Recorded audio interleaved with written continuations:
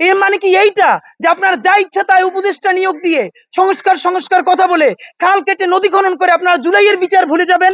যেই সরকার জুলাইয়ের রক্তের উপর দাঁড়িয়ে সরকার হয়েছে, তারা কতক্ষণ রাজনৈতিক দলের দায়, সংস্কারের নামে তারা ঘন্টার পরে ঘন্টা মিটিং, এগুলো সব রাষ্ট্রের জন্য জরুরি, কিন্তু গণহত্যার বিচারের মতো জরুরি এই বাংলাদেশে আর কি ছিল? আমরা কথা বলতে বলতে ৩৬শে জুলাই আসতে আর মাত্র ২ মাস বাকি, প্রায় বছরের কাছে চলে এসেছে আগামী ৩৬শে জুলাই। আমরা এই সরকারকে, আপনারা জানেন, সাপোর্ট করবার জন্য, এই সরকারকে কেউ যেন বিব্রত না করে, সে যেন গণহত্যার বিচারটা করতে পারে, সে যেন লীগ নিষিদ্ধের প্রশ্নে অনড় থাকতে পারে, আমরা শত সমালোচনা সত্ত্বেও ওই সরকারের ডান হাতটা সবসময় ধরে রেখেছি। আমরা সরকারকে কখনো বিব্রত হতে দেইনি। কিন্তু একটা কথা আজকে সরকারকে মনে করিয়ে দেই, ডক্টর ইউনূস কিন্তু পুরো এই সরকার না। ডক্টর ইউনূস সাহেবের নাম বিক্রি করে আপনারা সবাই উপদেষ্টা হয়ে যাচ্ছেন। একটা আউট অ্যান্ড আউট স্পষ্ট কথা বলি, এই সরকারের কাজ খাল কাটা না, নদী খনন করা না। রক্তের মধ্য দিয়ে আইসা আগামী ১০, ২০, ৩০ বছরও যদি নদী খনন করা না হয়, বাংলাদেশ মরে যাবে না। খাল না কাটলেও বাংলাদেশ মরে যাবে না। বাংলাদেশে গণহত্যার বিচার না করলে বাংলাদেশ মরে যাবে।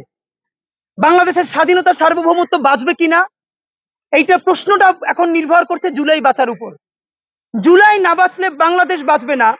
সেই প্রশ্নে যখন এই সরকারের প্রথম বারবার মিটিং হওয়ার কথা ছিল বিএনপির সাথে, জামাতের সাথে, এনসিপির সাথে, আওয়ামী লীগকে কোন ফরম্যাটে নিষিদ্ধ করা যায়, গণহত্যার বিচারটা কত দ্রুত নিশ্চিত করা যায়, তারা সেটা না করে এত কিছুর মধ্যে আরো 10টা কমিশন করেছে, তারা নারী কমিশন করেছে। সম্পূরক প্রশ্ন আসবে তাই আগে বলে দিয়েছি, এই যে একটা নারী কমিশন করেছেন, এই নারী কমিশনের কোন নারী জুলাইয়ের আন্দোলনে সম্পৃক্ত ছিলেন?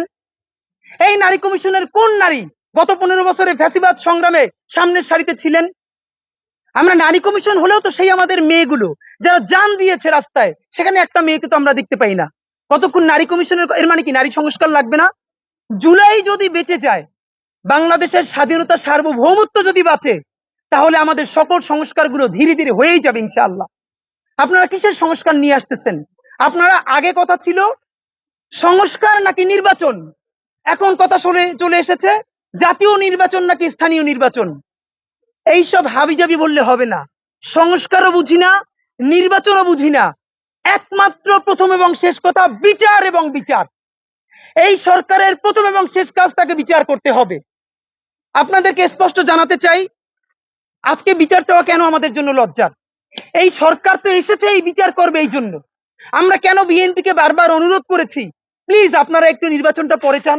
কেন আমরা জামাতকে বলেছি আপনারা এই সরকারকে সহায়তা করেন, আপনারা নির্বাচন চাইন না, কারণ আমরা মনে করেছি যদি এই গণহত্যার বিচার এই নির্দলীয় সরকারের অধীনে যে জুলাইয়ের ম্যান্ডেট নিয়ে এসেছে সে যদি করে যেতে না পারে, আর কোন রাজনৈতিক দল এসে জুলাইয়ের বিচার করতে পারবে না দিল্লির চাপের কারণে।